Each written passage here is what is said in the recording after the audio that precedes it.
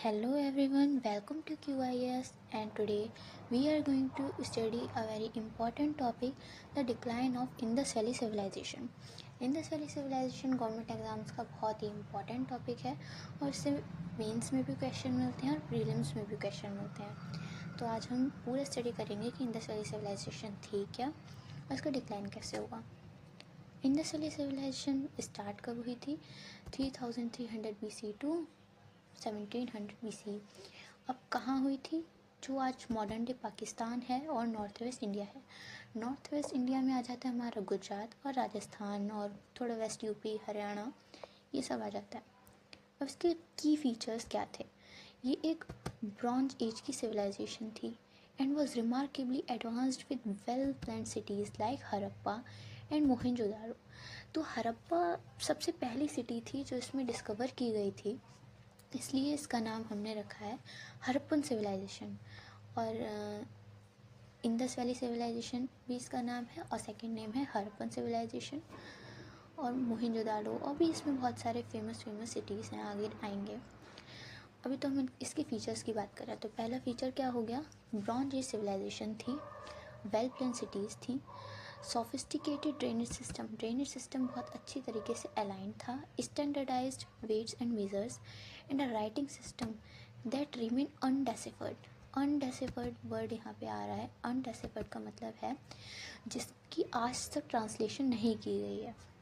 ठीक है, वहाँ पे जो स्क्रिप्ट्स मिली हैं उन्हें देखा तो गया है पर आज तक उनको कोई ट्रांसलेट नहीं कर पाया है।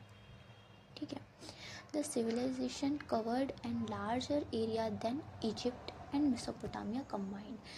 जितना इजिप्ट और मेसोपोटामिया कम्बाइंड करके एरिया नहीं कवर कर पाएंगे, उससे कहीं ज़्यादा हमारे इंडस वैली सिविलाइजेशन का एरिया था। कितना? 1600 kilometre east to west. East west में 1600 किलोमीटर और नॉर्थ साउथ में 1400 kilometre. The cities feature grid pattern street. कैसी पैटर्न? ग्रिड। ग्रिड आप जानते हैं ऐसी होती है।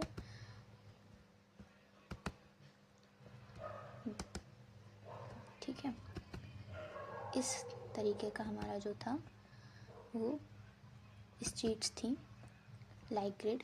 मल्टी स्टोरी बिल्डिंग थी, एडवांस वाटर मैनेजमेंट था। जब ड्रेनेज सिस्टम अच्छा तो वाटर मैनेजमेंट भी अच्छा होगा। ठीक है। अच्छा, अब बढ़ते हैं टाइमलाइन क्या रही थी। तो 1900 BCE में ये डिक्लाइन होना शुरू हो गई थी। 1900 BCE में ये डिक्लाइन होना शुरू हो गई थी। Archaeological evidences shows poorly constructed buildings, reuse of old materials and signs of resource shortages beginning around this time. तो 1900 BC के अराउंड जो बिल्डिंग्स थी वो धीरे धीरे गिरने लगी थी और ओल्ड मटेरियल्स का तो यूज़ होने लगा था। अब 1800 BCE में मेजर इन्वायरमेंटल चेंजेस हुए। ऐसा माना जाता है कि एकदम से डिक्लाइन नहीं होता है। ठीक है, किसी भी चीज़ का डिक्लाइन होता है तो वो धीरे धीरे होता है। तो सबसे पहले स्टार्टिंग कब हुई थी? 1900 BCE में। फिर मेजर एनवायरमेंटल चेंजेस हुए। ऐसा माना जाता है कि कुछ एनवायरमेंटल चेंजेस हुएंगे, जैसे कि क्लाइमेट बहुत ठंडा हो गया होगा और सूखा हो गया होगा, मानसून वीक हो गए होंगे और रिवर सिस्टम जो है वो ड्राई अप हो गया होगा। ठीक है, एक मेजर फैक्टर ये रह सकता है behind the decline of Indus valley civilization. City abandonment कि जो लोग हैं वो अपनी सिटीज़ छोड़ के चले गए। अर्बन सेंटर्स पर अबैंडन बाय दिस टाइम। जो लोग रहते थे वो पता नहीं कहीं इधर उधर शिफ्ट हो गए होंगे, तो वहाँ से माइग्रेट कर गए या तो ईस्टवर्ड या स्मॉल रूरल सेटलमेंट्स में। Gradual versus sudden decline. अब ये सारी थ्योरीज़ हैं, ये जो एक्सकेवेशंस होते हैं, आर्कियोलॉजिकल सर्वेज होते हैं, इनमें जो चीज़ें मिलती हैं उनके बेसिस पे होते हैं। तो एक तो है कि ग्रेजुअल प्रोसेस, धीरे धीरे। मैंने भी बताया था कि जो किसी भी चीज़ का डिक्लाइन होता है तो धीरे धीरे होता है, सडन डिक्लाइन नहीं होता। ठीक है, तो modern archaeology shows decline was not sudden. जो मॉडर्न आर्कियोलॉजी है वो ये शो करती है कि जो डिक्लाइन था वो सडन नहीं था, but a gradual process spanning about 200 years की जो डिक्लाइन हुआ है ये कितने ईयर्स में हुआ है? 200 ईयर्स में हुआ है। The evidence includes deteriorating construction quality, reduced city planning and gradual abandonment of cities. अब इसमें 3 चीज़ें आती हैं कि पहली कि धीरे धीरे जो हमारे कंस्ट्रक्शन है वो ख़राब होना शुरू हो गया होगा और इस पर कोई रिनोवेशन नहीं किया गया होगा। फिर रिड्यूस्ड सिटी प्लानिंग की जो सिटी प्लानिंग लोग करते थे वो भी उन्होंने छोड़ दी हो। और तीसरा ग्रेजुअल अबेंडनमेंट ऑफ साइट्स कि लोग उन जगहों को छोड़कर चले गए हों। The civilization slowly transform rather than disappeared overnight कि जो सिविलाइजेशन थी ये धीरे धीरे ट्रांसफॉर्म हुई है, ऐसा नहीं हुआ कि 2 रातों में या फिर 1 रात में सब गायब हो गया। Some traditions and practices continued in later cultures. अब उसकी जो इंडस वैली सिविलाइजेशन की कुछ प्रैक्टिसेस थी, ट्रेडिशंस थे, वो आगे के कल्चर्स में भी हमें दिखते हैं। नॉट सडन कि ये जो प्रोसेस था एकदम नहीं था। Unlike popular theories of catastrophic destruction, पहले लोग ये मानते थे कि एकदम से कुछ इंद्रदेव का प्रभाव रहा होगा जिसकी वजह से रातों रात इंडस वैली सिविलाइजेशन गायब हो गई, नदी सूख गई। लेकिन जो रीसेंट एविडेंसेस हैं जो हमें आजकल देखने को मिले हैं, जो 2025 की जो थ्योरी आई है उसमें ऐसा नहीं कहा है। ठीक है, ये कब आई है? 2025।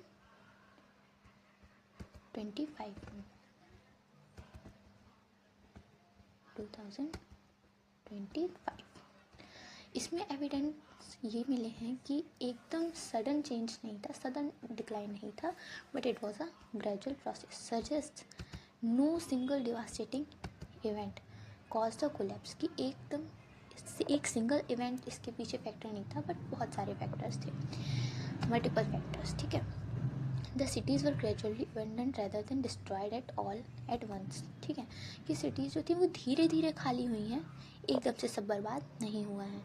सम settlements persisted into much later periods showing cultural continuity. ठीक है, और जो इनकी कल्चरल कॉन्टीन्यूटी है वो कुछ कल्चर्स में आज भी या फिर बाद में भी देखी गई थी। मेन थ्योरीज क्या हैं डिक्लाइन की, अब हम जानते हैं। Multiple factors contributed to the civilizations end, जैसे कि climate change and environmental factors.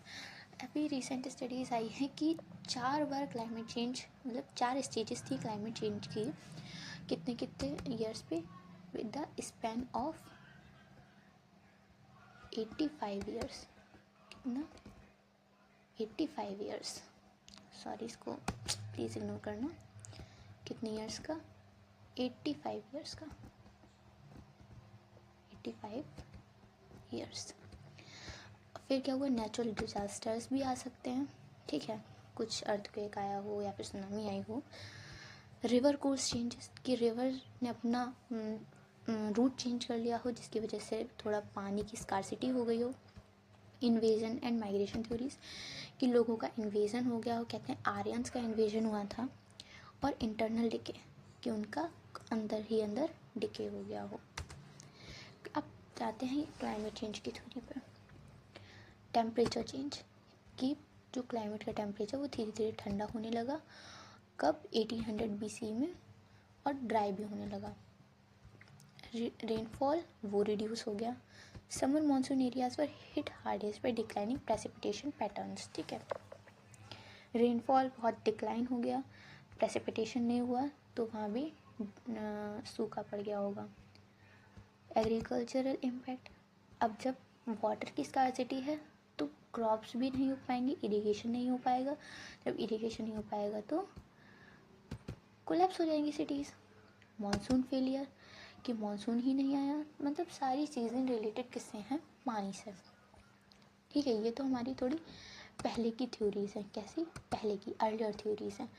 अभी रीसेंट एविडेंस जो कहता है वो जानते हैं। 2024 study shows successive drought lasting over 85 years. अभी जैसा कि मैंने पहले बताया था कि सक्सेसिव ड्रॉट्स आए कितने कितने गैप पे? 85 ईयर्स के। ठीक है, कितनी? 4 बार आए थे ऐसा बोला गया है। और फाइनल ड्रॉप कब था? 113 year drought occurred between 3531 to 3418 years ago. Archaeological match, this timing aligns perfectly with the archaeological evidences of major decline. ठीक है, अब इसकी टाइमिंग मैच कर जाती है। रिवर सिस्टम चेंजेस कि इंडस रिवर शिफ्ट हो गई हो। इंडस रिवर में have changed course away from urban centres कि जो इंडस वैली सिविलाइजेशन आ रही है। अब देखो, जो इंडस है वो हमारी एक न्यू रिवर है, यंग रिवर है, ठीक है। यंग रिवर्स अपना कोर्स चेंज करती रहती हैं क्योंकि वो मिएंडरिंग करती हैं। मिएंडरिंग होता है ऐसे ऐसे ऐसे ऐसे मूव करना, ठीक है। जब वो मिएंडर करती हैं तो मे बी आज वो इधर आ रही हैं, पर ऐसा भी हो सकता है कि कल को वो इधर जाने लगे, ठीक है। तो ऐसा ही हो सकता है कि ऐसा हुआ हो, एक पॉसिबिलिटी है। Evidence includes silt deposits from wind action rather than flood sites like Harappa. देखा गया है कि जो सिल्ट मिली है वो विंड एक्शन के थ्रू आई है, ना कि फ्लड्स के थ्रू आई है। However, this theory alone cannot explain the decline of settlements outside the immediate Indus Valley Civilization region. अब ऐसा नहीं है कि सिर्फ एक ही थ्योरी के बेसिस पे हम कह दें कि यही फैक्टर रहा होगा, और भी फैक्टर्स हैं।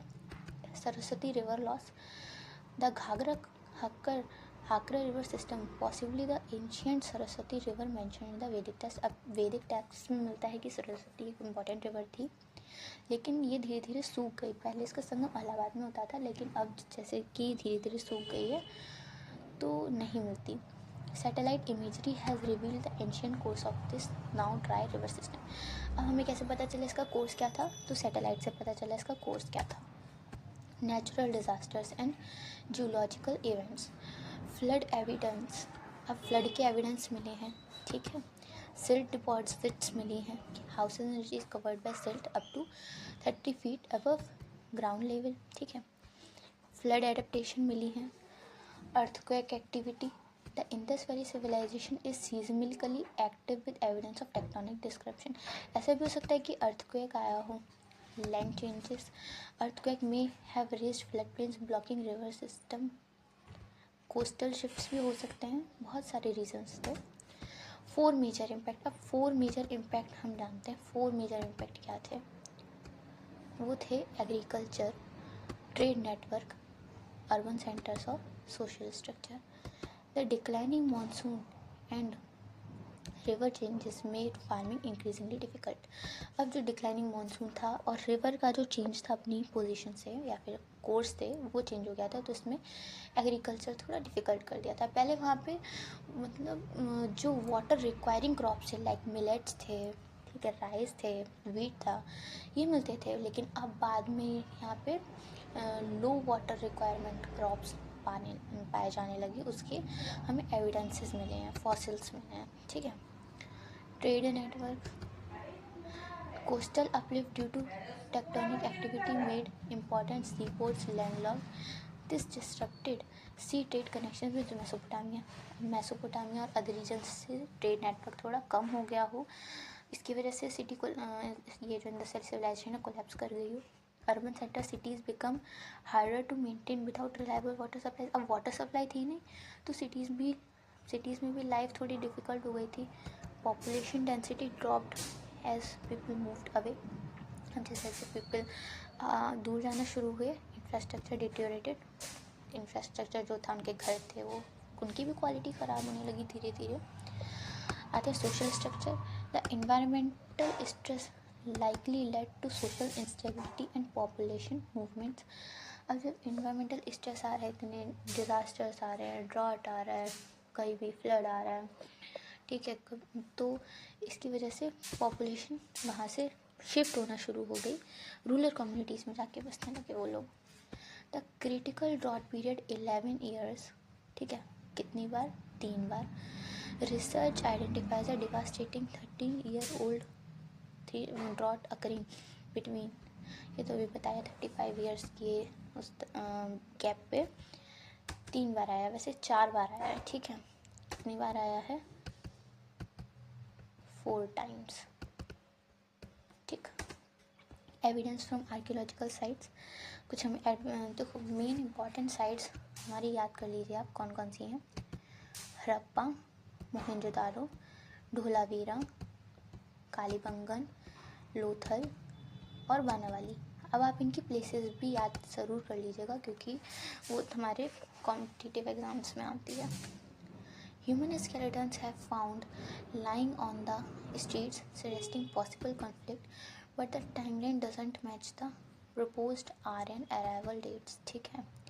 अब ऐसा माना जाता है कि ह्यूमन स्केलेटन्स मिले हैं, लेकिन वो जब आर्यंस आए उसकी डेट से मैच नहीं करते हैं उनके फॉसिल्स, ठीक है। ऐसा भी एक थ्योरी थी कि आर्यन इन्वेजन थ्योरी, लोग मानते हैं कि आर्यंस आए, उन्होंने इन्वेड कर लिया वो पूरी सिविलाइजेशन, पर ऐसा नहीं था। क्योंकि जो स्केलेटन्स का जो फॉसिल फ्यूल्स है, कार्बन डेटिंग की थी, तो स्केलेटन के फॉसिल फ्यूल और जो आयरन अराइवल की डेट्स हैं वो मैच ही नहीं करती हैं।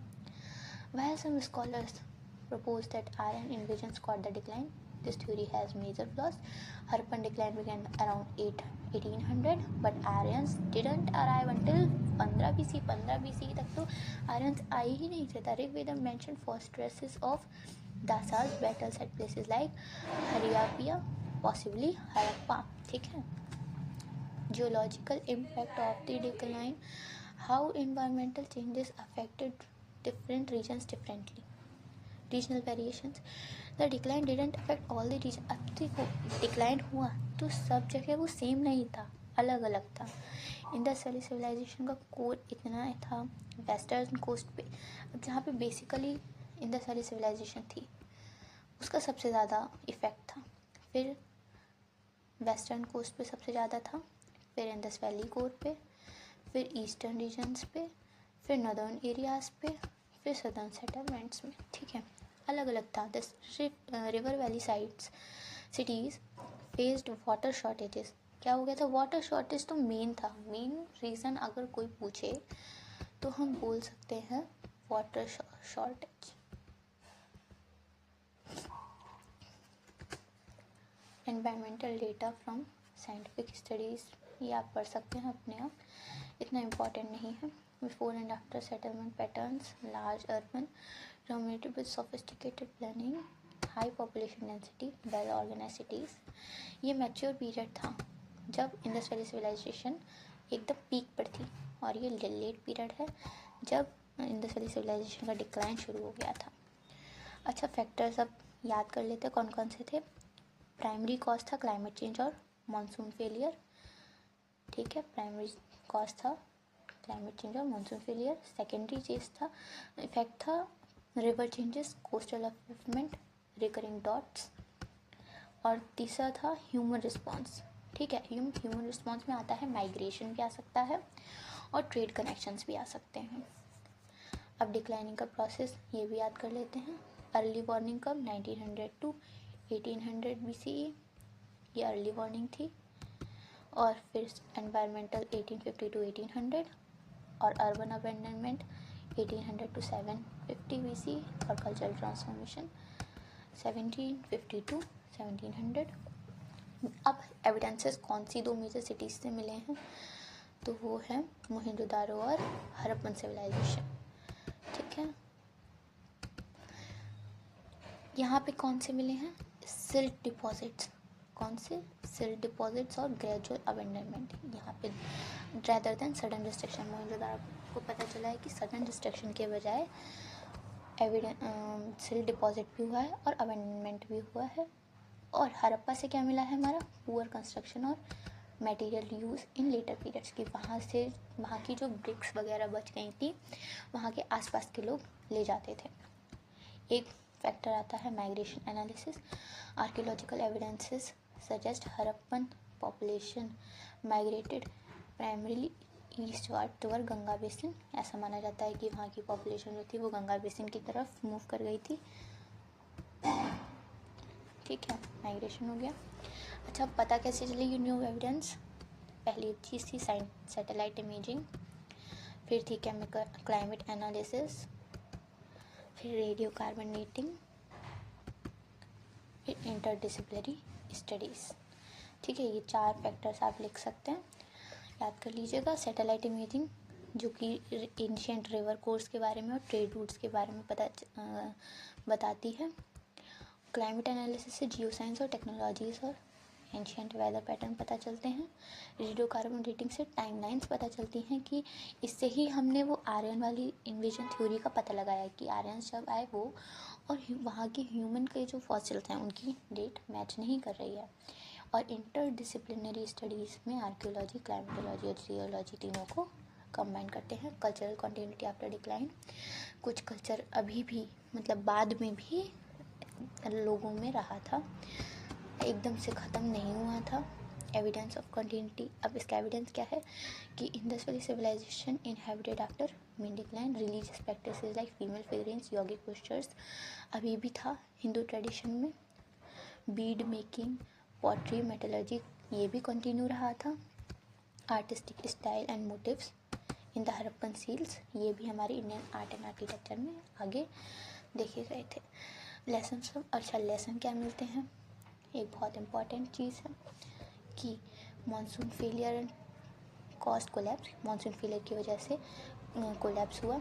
अब क्या है कि क्लाइमेट चेंज थ्रेटन सिटीज़ और application today sustainable urban planning needed. अब हम सीख क्या सकते हैं कि ये जो कोलैप्स हुआ है कि मानसून एक तो फेलियर नहीं होना चाहिए और क्लाइमेट चेंज से सिटीज़ को खतरा है, तो अब इसका हम एप्लीकेशन क्या कर सकते हैं कि हम एक सस्टेनेबल अर्बन प्लानिंग करें जो हर सिचुएशन में, हर क्लाइमेट में सर्वाइव कर जाए। रिवर्स चेंजेस डिवास्टेटेड एग्रीकल्चर, अब क्या है कि वाटर रिसोर्सेज को डाइवर्सिफाई कर दो, कैनाल्स बना दो, वेल्स बना दो और ड्रेनेज सिस्टम अच्छा बनाओ। रिजिड अर्बन सिस्टम फेल्ड, कि अब रिजिड अर्बन सिस्टम फेल ही हो जाता है, तो इसलिए हमें फ्लेक्सिबल इंफ्रास्ट्रक्चर बनाने चाहिए। No system to predict change, अब कोई भी सिस्टम ऐसा नहीं है जो आपको चेंज को प्रेडिक्ट कर सके, इसीलिए हमें टेक्नोलॉजी पर थोड़ा विश्वास करना चाहिए एनवायरमेंटल अलर्ट्स को लेके। ठीक है, अब समरी हमारी क्या मिलती है फाइनली कि ये जो डिक्लाइन हुआ है ये दो चीज़ों की वजह से हुआ, मतलब दो मेन फैक्टर है, प्राइमरी कॉज क्लाइमेट चेंज है और वाटर स्कार्सिटी, ठीक है, और ड्रॉट। वैसे तो मल्टीपल कॉजेज़ हैं, सिंगल इवेंट नहीं है ये, और ग्रेजुअल प्रोसेस है, वन डे और ओवरनाइट प्रोसेस नहीं है। ठीक है, बाकी आप पढ़ लीजिएगा अपने यहाँ इसकी जो स्टैटिक पार्ट है। Thank you very much.